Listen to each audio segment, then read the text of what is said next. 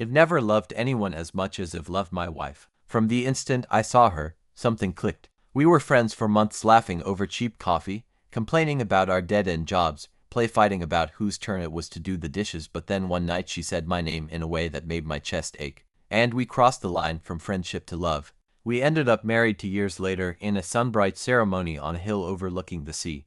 I stood beside her, reciting vows that felt hollow the moment I said them, because how could words capture what was inside me? The lightness of love, the fear, the all-consuming need to protect her, to belong to someone in a way that didn't feel like giving up a piece of myself, but like finally finding my missing half. For nearly a decade, we built our life, to kids, a house full of sunlight, dinners on the patio, family vacations. I thought our love was unbreakable. I thought the quiet coming-of-me-tui was our normal, and part of me believed that it would stay that way until we grew old together, still holding hands even when our knuckles were gnarled. But life has a way of teaching you that none of this is guaranteed. I work from home.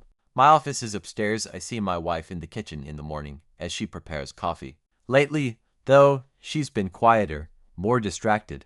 I noticed it first when her laughter didn't quite reach her eyes. Then I noticed her phone. It used to lie face up on the table. I saw messages, emojis, the occasional meme from her group chat. But one day I saw it face down when I entered the room. I didn't think much of it at first. Maybe she was just tired. Then came the nights she went to bed earlier than usual, leaving me alone to fall asleep. She'd say her neck hurt, or she was too exhausted. And always the phone face down. Always that small tension in her posture when I passed her on my way to my office. My suspicion arose like a slow leak. I first tried to rationalize. Maybe it's work stress, maybe she's depressed, maybe I'm just becoming paranoid. But the clutching anxiety in my chest, the way my palms would sweat when I thought of her with someone else, that was real. I remember that night I couldn't sleep at all, prowling the house, my mind a carousel of worst-case scenarios. I found her charger unplugged in the bathroom. I plugged it in, my heart pounding so hard I thought she might hear it. When I saw her later scrolling through a conversation with someone I didn't look, I just recognized the pattern. Little bursts of typing, her thumb hovering right before she hit send. I froze behind the door frame. My breath was loud in my ears. I left, not catching a word, but that memory burned itself onto my skull forever. I started checking the phone when she was out of wake-up reach. I told myself it was for clarity, for closure, but the guilt didn't ease, it amplified my fear. I saw a text from a name I didn't know. He sent something like "beautiful night," and she replied with a heart emoji. I stared at that glowing screen, the message stinging me more than any slap. I couldn't help but scroll. He said he missed her. She responded with a flicker of warmth. I'd only let myself dream she reserved for me. Later that night I confronted her. I couldn't take the silence any longer. I saw what I had to see, and I grabbed her as she tried to walk past me. My voice shook. "Who is he?" Her eyes went blank. She swallowed. She said, "I'm sorry." 2 words. It ripped my world in half. I had to ask again. I had to name the betrayal. "Hey, someone I met at work," she finally said. We didn't. It didn't mean anything. But the way her mouth trembled told me everything. She had meant something to him, outside of me. And maybe I was still everything to her, but how could I believe that when her messages glowed warmer to him? We argued. I screamed. And then I sobbed. Because I wanted to believe her, I wanted to forgive her. But I didn't know if I could. In the weeks that followed, our home felt like a haunted house. I'd catch myself freezing mid-step, imagining her laughing at something on the phone instead of laughing at me. I'd walk by the bathtub and wonder if she'd ever thought of him instead of me while I soaked in the hot water. I'd wake up at 3 a.m. and see her beside me, face peaceful in sleep, and I'd wonder if she thought of him the same way. We decided to see a counselor. I told her I needed answers. The counselor asked me to speak. I shook. "I feel broken," I whispered. "I feel like him to people, the person I was before I knew, and the person I am now, existing in the empty space she left behind." She sat beside me, hands trembling. "I don't know how to fix this," she said. "I love you. I truly do. I never wanted to hurt you." We both cried. And the counselor said something you'll never forget. Betrayal fractures time. There's a before and after, and rebuilding means walking through both. Rebuilding became a daily slog. She deleted his number. She let me read all her messages. She stopped hiding her phone. She asked me about my day even when it was boring. She tried to laugh again. But some nights she'd look at me like I wasn't there, Or like I was still the guy before the betrayal, not the one scrambled into pieces by fear and jealousy. I didn't know if we could save ourselves. Sometimes I thought running away was easier. I imagined packing a bag and just leaving. But then I'd see our kids, or the photo of us dancing at our wedding under the fairy light arch. I'd think of the way she smelled that night, the warmth of her in the dark, the way she looked at me when I read to the kids or told a bad joke just to make her roll her eyes. Slowly, inch by inch, I started feeling like myself again. But the man I am now is not the same as the man I was. I'm more fragile, more cautious. I cling to her sometimes because the fear of losing her again is paralyzing. She sees it in me, and she comforts me, whispering, "I'm still here." I'm writing this because I don't know how this ends.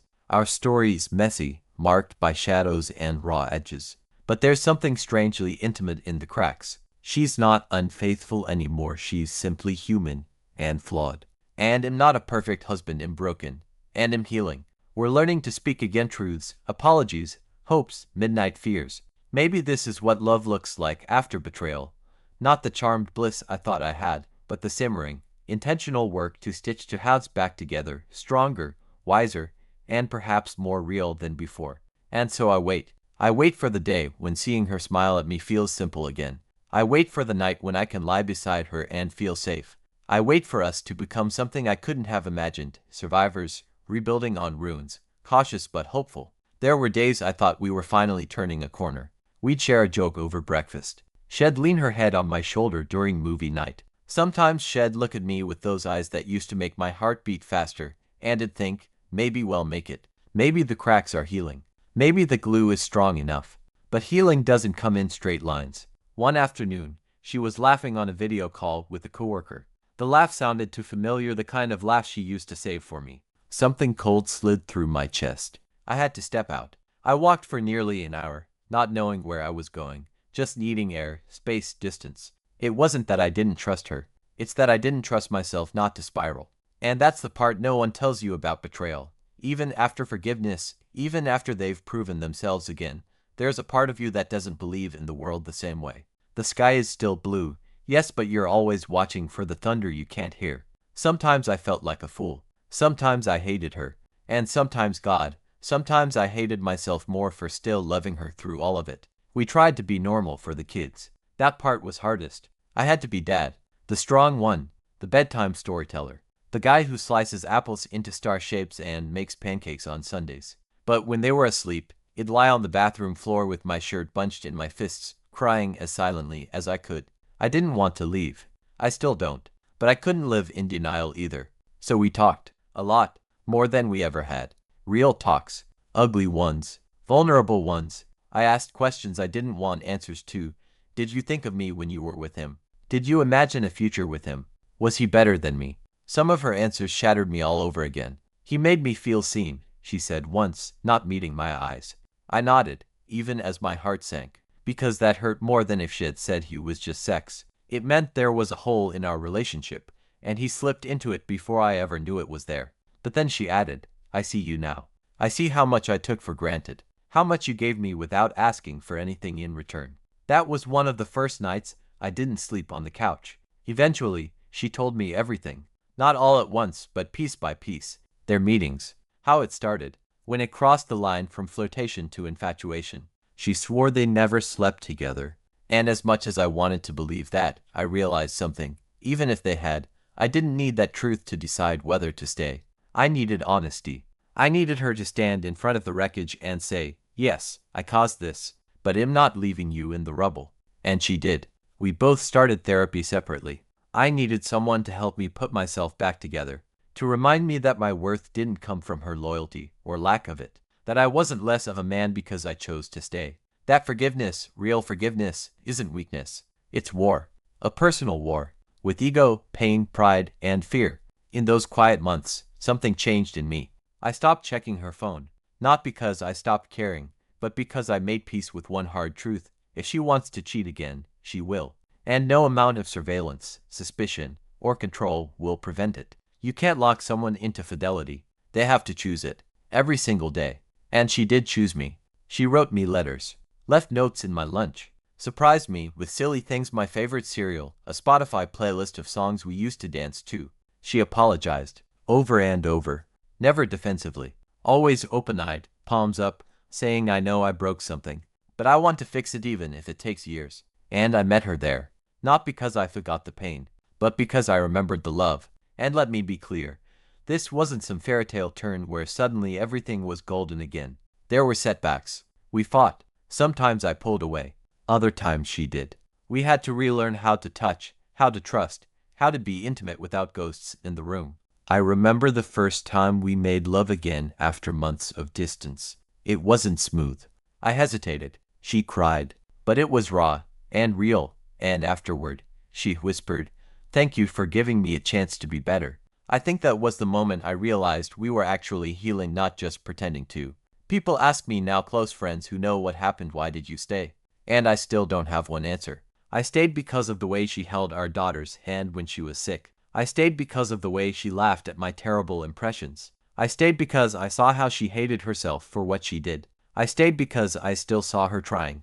I stayed because love, real, gritty, enduring love, isn't made in the soft moments. It's forged in the fires. We're different now. I'm different. She is too.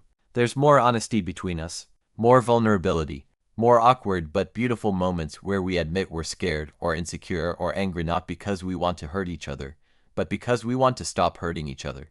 I'm not telling you this to make some grand statement about forgiveness. I'm telling you this because maybe you're someone who's gone through something similar.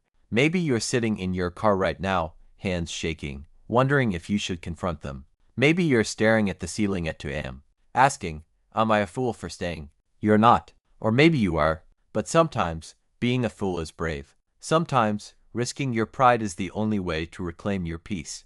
I don't know where we'll be in 5 years. I don't know if all of this will last. I only know that today, she smiled at me while handing me coffee. I only know that she wore the shirt I love, the one she forgot she still had. I only know that when I reached for her hand under the table at dinner, she squeezed it back. And for now, that's enough. Because love, after betrayal, isn't about perfection. It's about presence. And she's still here. And so am I. Because even when trust is shattered, love doesn't have to die if you're brave enough to pick up the pieces. It's been over 3 years now. Some days, it feels like it all happened in another lifetime. Other days, I feel the bruise under my ribs like it never faded. But we're still here, older, a little more tired maybe, but still reaching for each other in the quiet. We don't talk about it much anymore. Not because we're hiding from it, but because we've woven it into the fabric of who we are. Like a scar, it doesn't define us, but it's part of the map now. What we have isn't perfect. It's real. It's been tested, burned, rebuilt.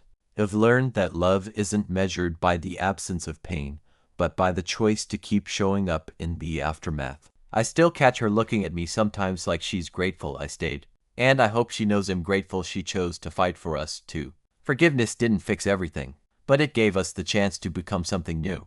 And maybe that's the most honest kind of love there is, not the fairy tale, but the one that survives the fire. We're still writing our story. And for now, that's enough.